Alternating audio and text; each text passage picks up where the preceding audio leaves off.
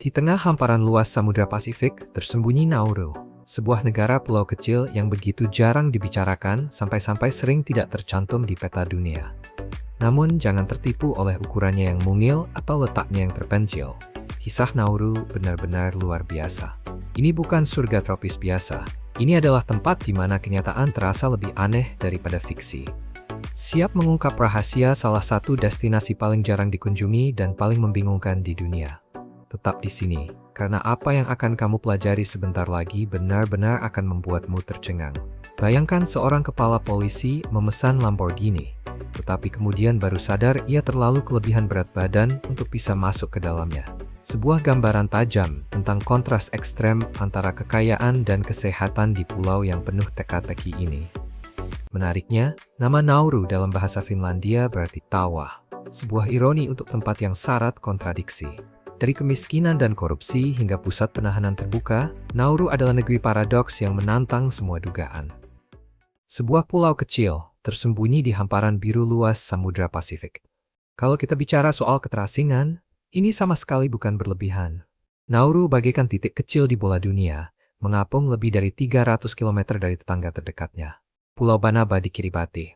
Jika kamu ingin mencapai benua terdekat, kamu harus menyeberangi ribuan kilometer lautan terbuka. Kota besar terdekat, Brisbane di Australia, berjarak hampir 3.000 km, penerbangan lebih dari 5 jam. Oahu di Hawaii, jaraknya lebih dari 4.000 km dari Nauru, menjadikan tempat ini salah satu lokasi paling terpencil di bumi. Keterpencilan ekstrem ini bukan hanya soal geografi, tetapi juga soal rasa. Jauhnya Nauru memberi suasana sepi, seperti tempat yang hanya sedikit orang berani datangi. Dikelilingi terumbu karang dan bentang alam pedalaman yang keras, pulau kecil ini menyimpan rahasianya rapat-rapat. Tanpa pelabuhan alami dan hanya satu bandara internasional dengan penerbangan terbatas, mencapai Nauru adalah tantangan. Datang ke sini bukan sekadar perjalanan, ini petualangan yang menuntut tekad dan rasa ingin tahu. Namun justru keterpencilan inilah yang membuat Nauru istimewa. Lingkungan yang masih bersih telah membentuk keanekaragaman hayati yang unik, seperti gelembung ekologi yang relatif belum tersentuh pembangunan modern. Terumbu karang yang memeluk garis pantainya menawarkan kilasan dunia bawah laut yang nyaris belum tersentuh. Jauh ke pedalaman, ada tempat di mana waktu seakan melambat dan alam berkuasa sepenuhnya. Lingkungan Nauru yang masih alami adalah ekosistem langka yang jarang sekali bisa kamu saksikan. Ada misteri tertentu tentang Nauru yang terus memikat bahkan para pelancong paling berpengalaman. Dalam keterasingannya, pulau ini berhasil menjaga cara hidup yang di banyak bagian dunia sudah memudar. Di sini, lingkungannya meski kecil tetap liar dan penuh warna, sementara pulau itu sendiri nyaris terlupakan oleh waktu. Dalam bab-bab berikutnya, kita akan menyelami lebih dalam kehidupan orang-orang yang menyebut surga terpencil ini sebagai rumah, dan melihat bagaimana mereka beradaptasi untuk tinggal di salah satu sudut planet yang paling jauh. Seperti apa hidup di tempat di mana dunia tak asa begitu jauh. Nauru, sebuah negara pulau mungil di Samudra Pasifik, luasnya hanya 21 km persegi, menjadikannya negara ketiga terkecil di dunia setelah kota Vatikan dan Monaco. Bayangkan sebuah negara yang begitu ringkas sampai-sampai lebih kecil daripada kebanyakan kawasan permukiman di kota-kota dunia yang sibuk. Kamu bahkan bisa berkendara mengelilingi seluruh pulau hanya dalam 30 menit. Hal yang sulit dipercaya bagi pelancong modern. Yang lebih menarik lagi, tidak ada pusat kota besar. Sebaliknya, peta pulau ini biasanya menandai bangunan-bangunan individual, bukan kota-kota. Sebuah ciri unik yang menunjukkan betapa padat dan sederhana gaya hidup di pulau terpencil ini. Infrastrukturnya pun sama menariknya. Jalan-jalan di sini terutama mengikuti garis pantai, membentuk satu putaran yang totalnya sekitar 30 km jalur beraspal. Namun ada kejutan yang tidak biasa. Satu-satunya landasan pacu bandara di pulau ini memotong langsung jalan utama. Saat pesawat mendarat atau lepas landas, mobil-mobil harus berhenti dan menunggu, persis seperti perlintasan kereta di tempat lain di dunia. Nauru hanya memiliki satu bandara internasional, dan operasinya sederhana, mencerminkan infrastruktur pulau yang terbatas. Berbeda dengan kebanyakan negara, di sini tidak ada pembangunan industri besar-besaran. Walau ini menjaga pesona alami Nauru, hal tersebut juga menghadirkan tantangan besar. Pulau ini tidak memiliki sistem transportasi umum, dan banyak infrastruktur yang ada terkait dengan masa lalu ketika Nauru bergantung pada penambangan fosfat. Industri tunggal ini dulu membawa kekayaan luar biasa bagi pulau tersebut, tetapi juga meninggalkan dampak panjang pada lingkungan dan ekonominya. Surga kecil ini pernah berjaya, namun kemudian menghadapi rangkaian peristiwa yang mengubahnya selamanya. Kisah bagaimana Nauru berubah dari kaya raya menjadi runtuh adalah salah satu transformasi paling mengejutkan yang pernah kamu dengar. Tetap bersama saya untuk mengungkap kebenaran yang lebih gelap di balik sejarah pulau ini, kebenaran yang akan membuatmu terkejut. Sebelum kita menyelam lebih dalam, saya punya satu permintaan kecil. Jika kamu menikmati cerita seperti ini, tolong tekan tombol berlangganan dan nyalakan notifikasi. Dukunganmu sangat berarti dan membuat kami bisa terus menghadirkan konten yang menarik. Setuju? Kisah kita dimulai pada tahun 1798, ketika Kapten Inggris John Fern tanpa sengaja menemukan sebuah pulau di Pasifik yang rimbun dan masih perawan. Ia begitu terpikat oleh keindahan alamnya yang tenang, hingga menamainya Pleasant Island. Pada masa itu, Nauru dihuni oleh komunitas penduduk asli yang kecil, hidup selaras dengan alam. Kehidupan mereka berputar di sekitar menangkap ikan, bertani, dan menjalankan tradisi yang diwariskan turun-temurun. Namun, kedatangan orang-orang Eropa menandai awal perubahan besar. Pertemuan-pertemuan awal memang membawa pertukaran barang, tetapi bersamaan dengan itu ikut masuk alkohol, tembakau, dan senjata api. Barang-barang yang dengan cepat mengganggu cara hidup yang damai. Situasi semakin memburuk, dan pada tahun 1878, sebuah pertikaian saat mabuk memicu perang saudara yang kejam berlangsung hampir 1 dekade. Konflik ini menghancurkan penduduk hingga jumlahnya berkurang sepertiga. Pada tahun 1888, Kekaisaran Jerman mengambil alih Nauru, memperkenalkan pemerintahan kolonial yang menekan tradisi masyarakat asli dan memberlakukan hukum-hukum barat. Budaya pulau ini tersisih oleh ambisi kekuatan Eropa, membuat orang Nauru berada di bawah bayang-bayang kebijakan kolonial. Penemuan endapan fosfat dalam jumlah besar pada awal abad ke-20 kemudian mengubah nasib Nauru untuk selamanya. Fosfat, bahan utama dalam pupuk, menjadikan pulau mungil ini raksasa ekonomi dunia pada dekade 1970-an dan 1980-an. Untuk sesaat, warga Nauru merasakan kemakmuran yang belum pernah mereka bayangkan. Barang-barang mewah berdatangan, dan negara ini bergerak menuju modernisasi dengan sangat cepat. Namun, masa kejayaan itu tidak bertahan lama. Salah kelola, korupsi, dan kegagalan untuk mendiversifikasi ekonomi membuat Nauru sepenuhnya bergantung pada cadangan fosfatnya.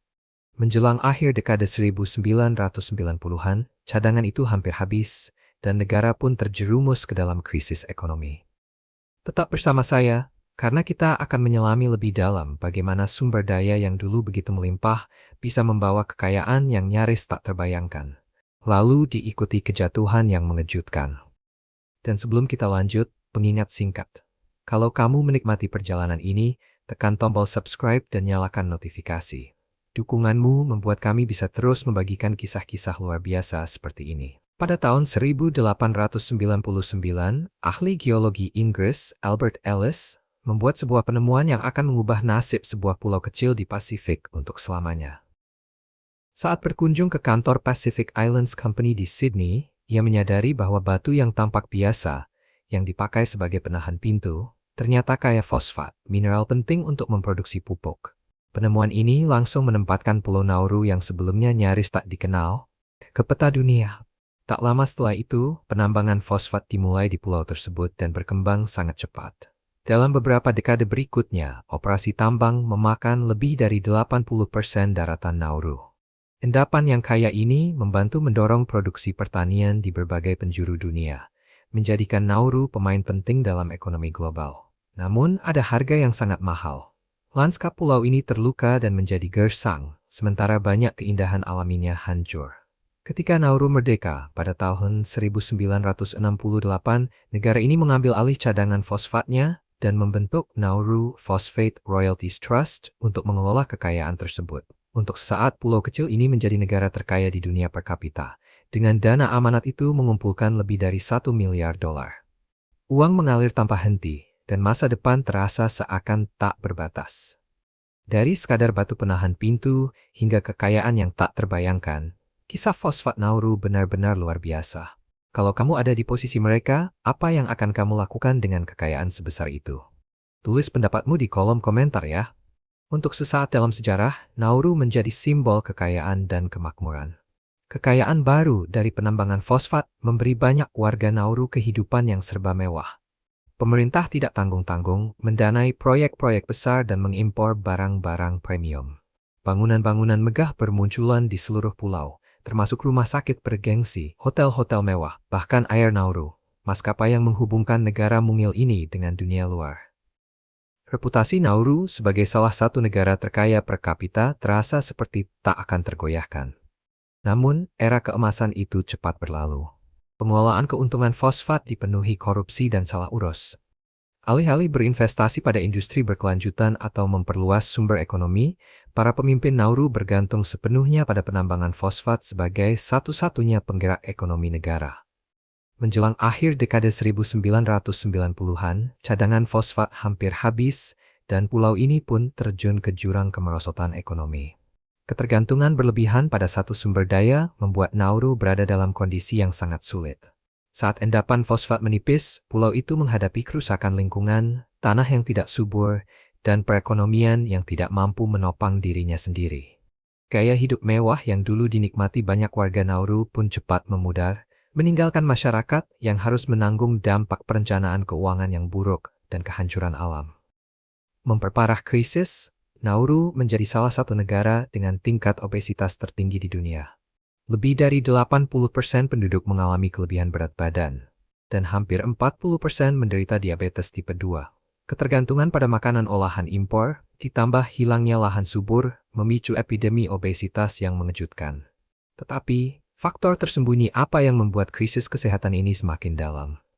Ikuti terus, karena kita akan mengungkap lapis demi lapis kisah bangkitnya Nauru, jatuhnya, dan perjuangan mereka yang masih berlangsung. Pada suatu masa, masyarakat Nauru hidup makmur dengan pola makan yang bersumber dari kekayaan alami pulau mereka, ikan segar, kelapa, dan hasil kebun lokal.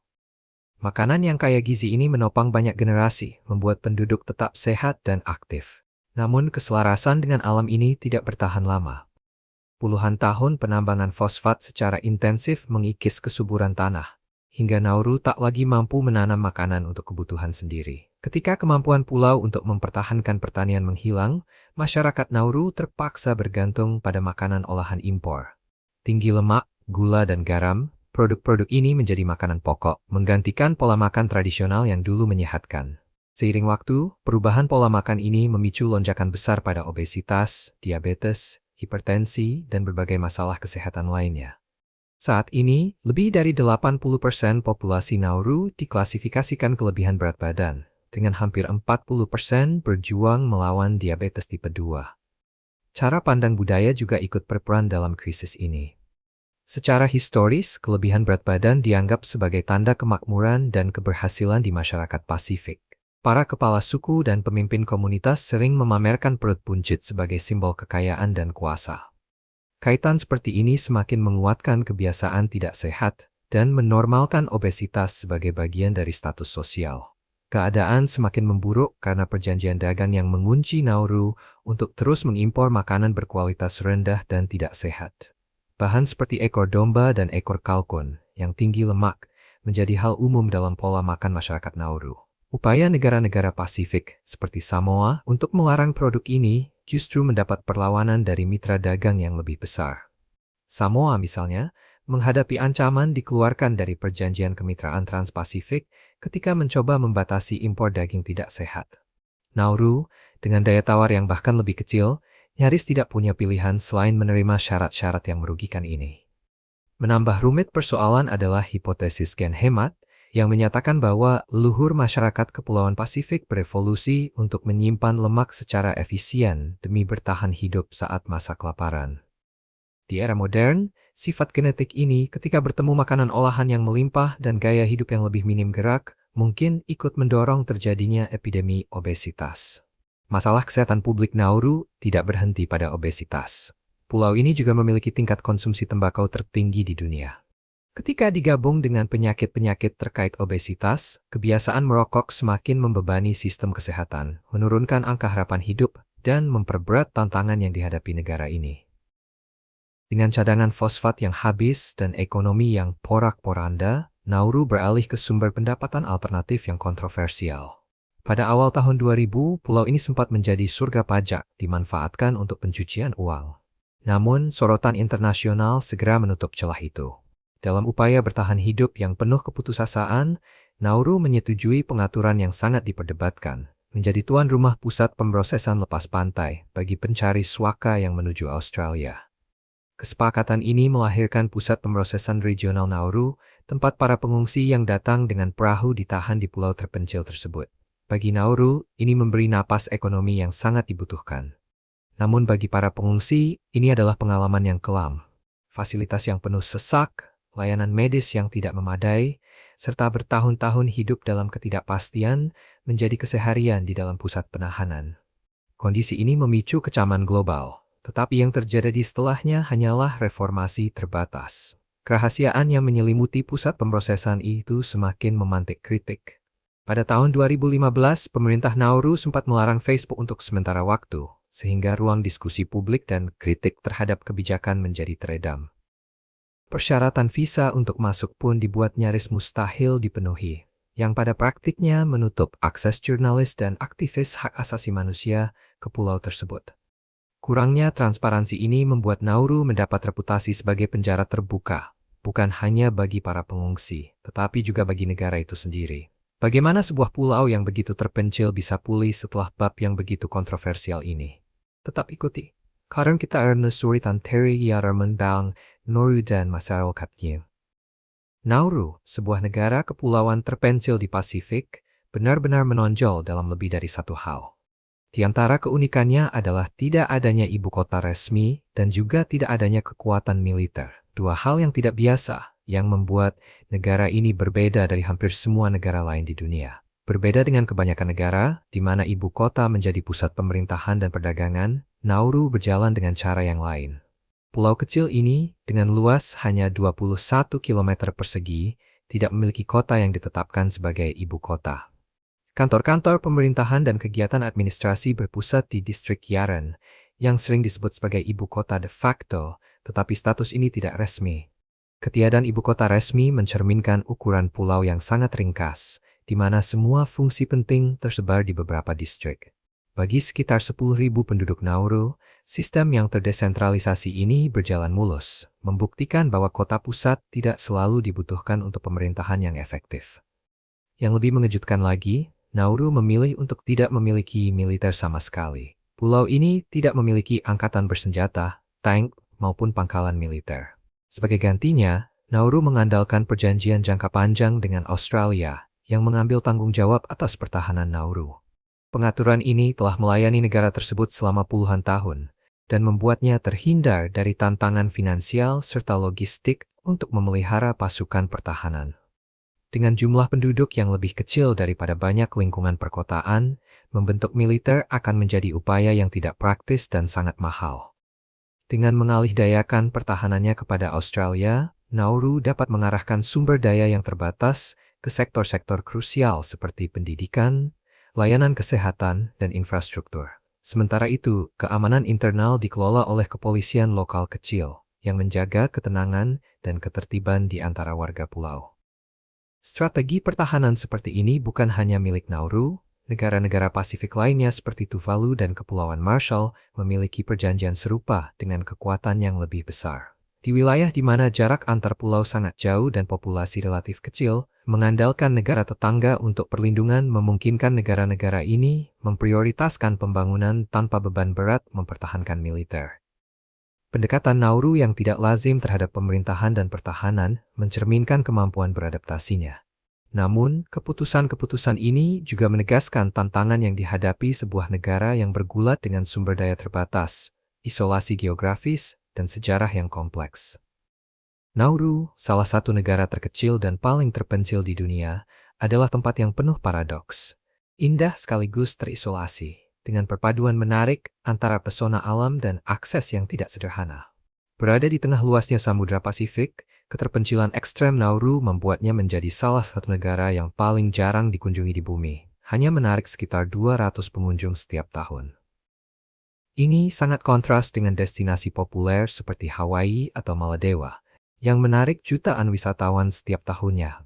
Terletak sekitar 3.000 km dari pesisir timur Australia dan 4.500 km dari Hawaii, keterisolasian Nauru menambah aura misterinya. Bagi pelancong petualang atau mereka yang penasaran dengan sudut-sudut tersembunyi dunia, Nauru menawarkan destinasi yang langka dan benar-benar unik. Namun, sulitnya akses juga membuatnya tetap nyaris belum banyak dijelajahi. Penerbangan ke Nauru sangat terbatas, dengan Nauru Airlines sebagai satu-satunya maskapai yang mengoperasikan rute tersebut. Jadwal terbang yang jarang, yang menghubungkan pulau ini ke beberapa negara Pasifik dan Australia, seringkali disertai harga yang tinggi, sehingga perjalanan menjadi mahal dan tidak praktis bagi banyak orang. Untuk menambah tingkat kerumitannya, proses visa Nauru terkenal sulit. Para pemohon harus menghadapi prosedur yang ketat dan memakan waktu, seringkali melibatkan komunikasi bolak-balik selama berminggu-minggu dengan pejabat pemerintah. Bagi mereka yang berharap bisa merasakan pulau terpencil ini, mengatasi rintangan logistik dan administrasi bukan perkara mudah. Dengan penerbangan yang terbatas, tiket yang mahal, dan proses visa yang menantang, Nauru mempertahankan eksklusivitasnya, tetap menjadi permata langka bagi para pelancong yang benar-benar paling gigih. Keterisolasian pulau ini menambah daya tariknya, tetapi juga membuatnya tetap menjadi salah satu tempat yang paling jarang dikunjungi di dunia. Nauru, dengan garis pantai yang terjal dan keindahan alam yang masih sangat murni, adalah destinasi yang langka dan eksklusif. Namun, mencapai pulau terpencil ini sama sekali tidak sederhana. Pemerintah pulau memberlakukan pembatasan ketat bagi pelancong, terutama media internasional. Para jurnalis menghadapi proses yang rumit untuk mendapatkan visa media, sering disertai biaya yang sangat tinggi dan pemeriksaan yang ketat.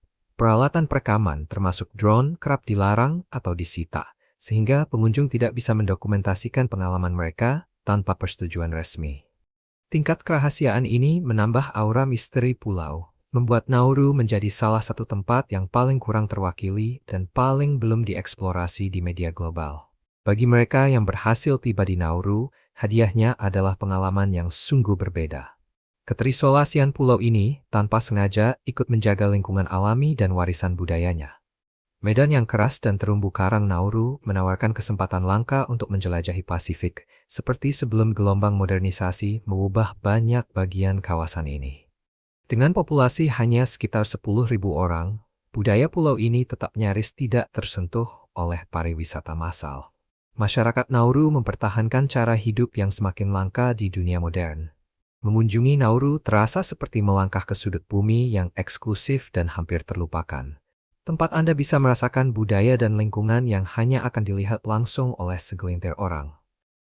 Nauru, meski secara alami indah, telah menjadi misteri bagi banyak orang di dunia, terutama karena kontrolnya yang ketat terhadap informasi. Dalam beberapa tahun terakhir, negara ini menghadapi sorotan internasional yang sangat tajam terkait perannya sebagai tuan rumah pusat pemrosesan lepas pantai bagi pencari suaka.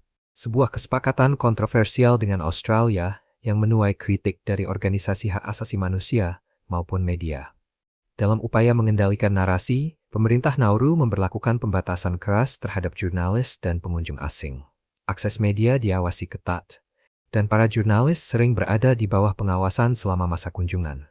Peralatan perekaman kerap disita, bahkan perangkat pribadi pun dapat diperiksa untuk mencegah dokumentasi tanpa izin di area atau isu sensitif.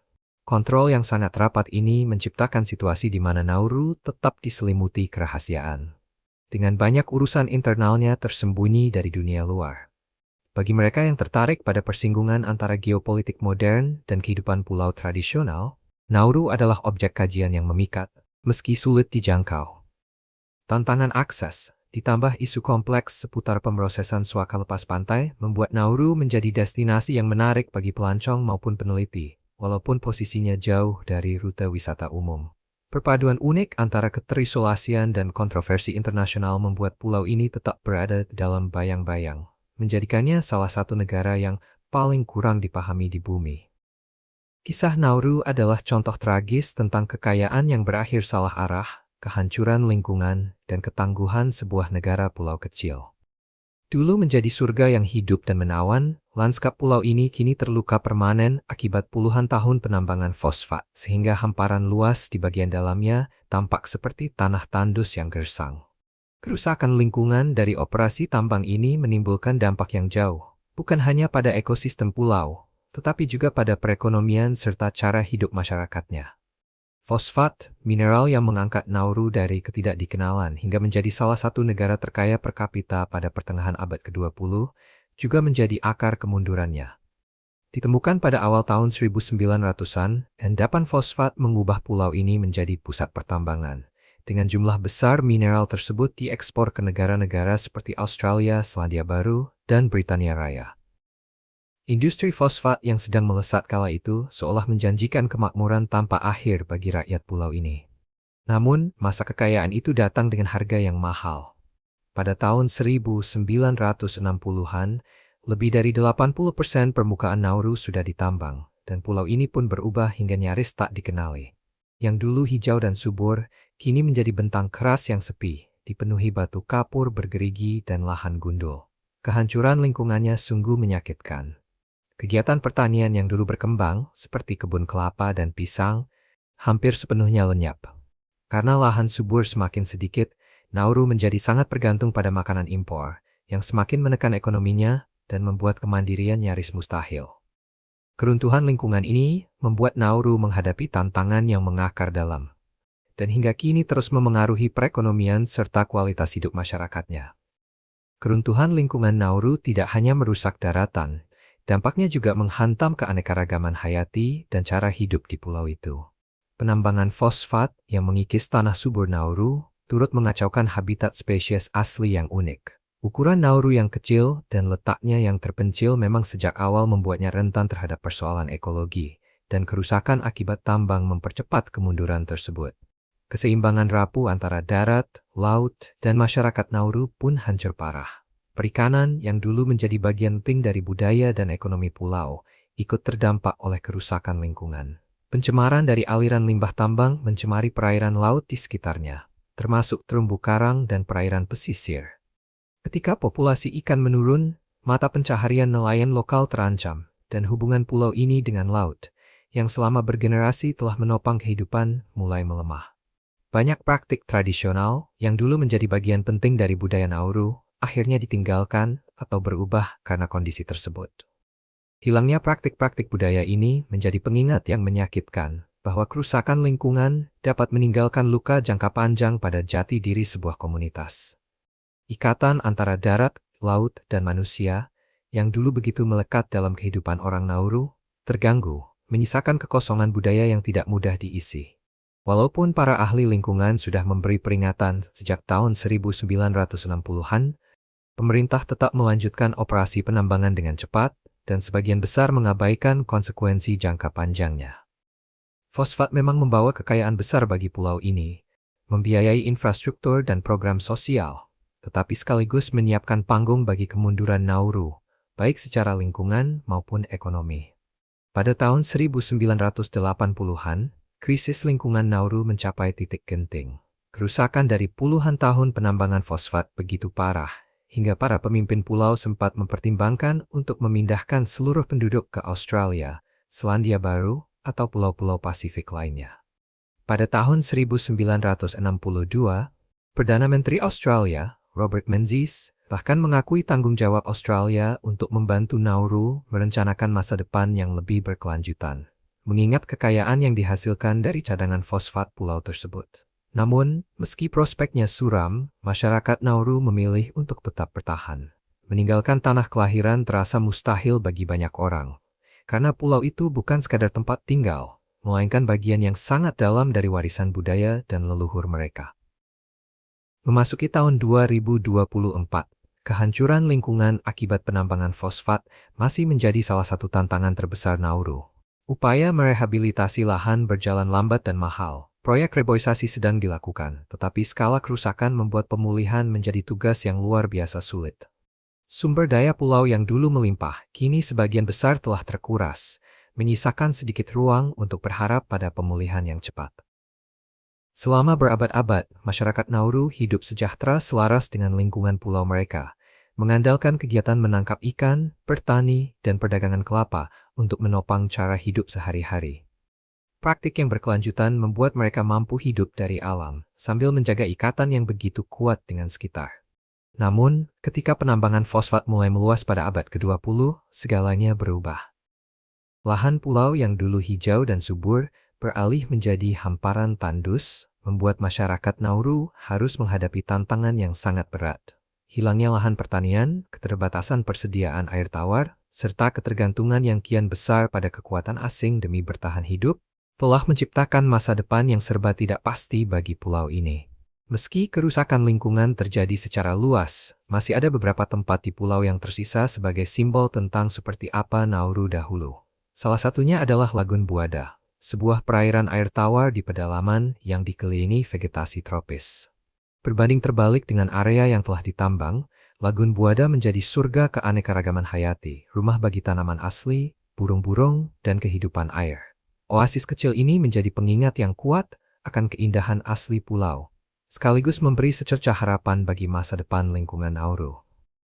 Lagun Buada bukan hanya penting secara ekologis, tetapi juga memiliki makna budaya bagi masyarakat Nauru. Ini adalah tempat untuk merenung, bersantai, dan merasakan kembali hubungan yang mendalam dengan alam. Bagi mereka yang beruntung bisa berkunjung ke pulau ini, hangatnya sambutan dan keramahan orang Nauru meninggalkan kesan yang sulit dilupakan. Warga pulau dikenal terbuka dan antusias berbagi kisah, menghadirkan jendela untuk melihat sejarah pulau yang kaya, namun juga penuh tantangan. Mengunjungi Nauru adalah pengalaman yang memadukan pesona unik pulau ini dengan perjuangannya. Seorang pelancong pernah membagikan interaksi lucu dengan warga lokal. "Siapa namamu?" "Namaku Children's Evening. Aku Anthony. Senang bertemu denganmu." Pertukaran yang mengundang senyum ini menonjolkan kehangatan dan keramahan yang orang Nauru berikan kepada pendatang. Kehidupan di pulau berjalan dengan ritme yang santai, dan jumlah penduduk yang kecil menumbuhkan komunitas yang erat, di mana hampir semua orang saling mengenal, menciptakan rasa akrab yang kini jarang ditemui di dunia modern. Meski ukurannya kecil, hanya 21 km persegi, Nauru terbagi menjadi 14 distrik. Seorang pengunjung berkomentar sambil terkekeh, "Lucu ya, pulau sekecil ini punya begitu banyak distrik. Mengemudi ke negara bagian berikutnya cuma butuh sekitar 2 menit." Tata geografis yang unik ini mencerminkan karakter Nauru, di mana komunitas-komunitasnya berbeda, namun tetap terhubung sangat dekat. Walau mengelilingi seluruh pulau bisa memakan waktu kurang dari 1 jam, setiap distrik punya kepribadian sendiri, membuat Nauru terasa lebih besar daripada yang terlihat. Saat Nauru menghadapi tantangan lingkungan, kesulitan ekonomi, dan dunia yang berubah begitu cepat, pelestarian budayanya menjadi hal yang sangat penting. Tradisi yang mengakar kuat terus membentuk kehidupan di pulau, menjadi pegangan saat masyarakat menapaki masa depan yang tidak pasti. Di tengah segala kesulitan, ketangguhan orang Nauru dan kuatnya rasa kebersamaan tetap menjadi kunci bagi kelangsungan hidup pulau ini. Saya harap kamu menikmati video hari ini. Jika iya, jangan lupa klik tombol suka dan berlangganan channel ini agar tidak ketinggalan video-video seru berikutnya. Dukunganmu membantu kami terus membuat konten yang lebih baik lagi. Pastikan kamu menonton video berikutnya yang muncul di layar. Saya yakin kamu akan menyukainya. Jangan lupa tinggalkan komentar tentang negara mana yang ingin kamu lihat kami jelajahi selanjutnya. Terima kasih banyak sudah menonton, dan sampai jumpa di video berikutnya.